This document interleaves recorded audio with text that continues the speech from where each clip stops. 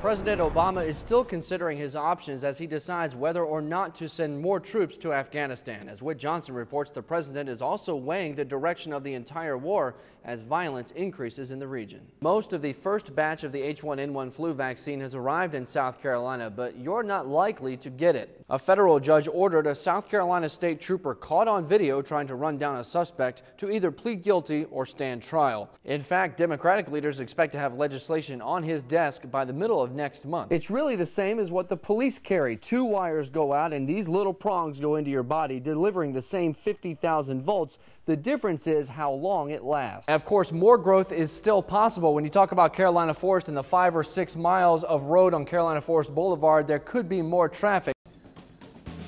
Most of the first batch of the H1N1 flu vaccine has arrived in South Carolina, but you're not likely to get it. DHEC says most of the state's first order of about 26,000 doses, along with another 27,000 doses coming this week, will go to healthcare workers. That's because they're more likely to come in contact with someone who has the flu, and they need to stay healthy to treat everybody. So when can you expect to get the vaccine? The best thing to do at this point is to go to our website, and as soon as clinics are being scheduled, what we're going to do is we're going to have a searchable list of sites around each county where you can go and get vaccinated. DHEC says the injectable vaccine should start arriving this week and anyone can take it. You'll find a link to the DHEC page where you can search for clinics by county and an entire page on H1N1 online right now at scnow.com. Meanwhile, employees at the Myrtle Beach International Airport, along with the almost 2,000 other Horry County employees, are following the county's plan to protect themselves against the flu. That plan includes plenty of hand sanitizer and advice for employees who aren't feeling well. That advice is simple. Please stay home. As for getting on the airplanes, a spokesperson for U.S. Airways says the airline follows guidelines from the Centers for Disease Control. Gloves and hand sanitizer are on hand for employees, and local business Full Steam Ahead has also taken a proactive approach for its employees and clients by teaming up with Doctors Care. The nurses from Doctors Care will come here to set up a flu shot clinic here at our office for our employees, and then those that choose not to participate are going to be required to wear masks and booties into clients' homes or businesses. Both businesses say they hope these proactive steps will reduce the number of employee sick days, which may mean better service for you, the customer. H1N1 has received a lot of attention, but the seasonal flu may pose a greater threat. On average, the seasonal variety kills about 700 South Carolinians every year. Many people have received the seasonal vaccine at flu clinics held the past few weeks, including this one yesterday in Myrtle Beach.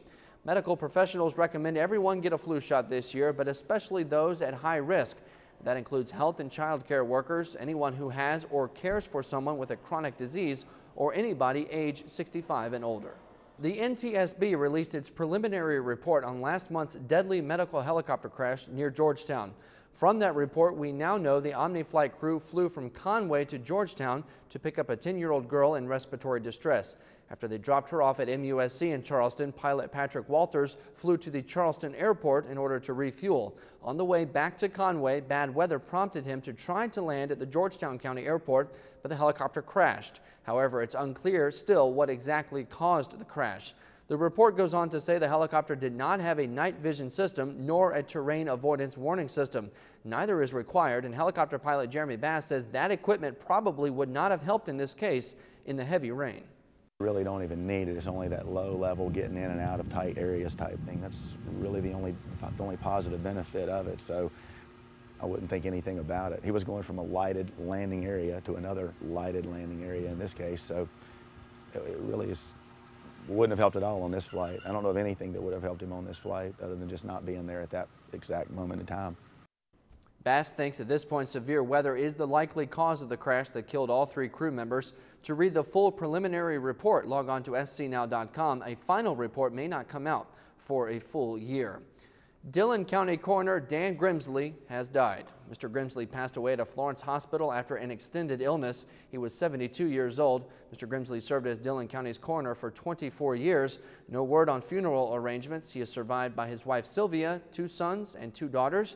You can read more about Grimsley and his service to Dillon County and the PD online at scnow.com and in this morning's edition of the Morning News.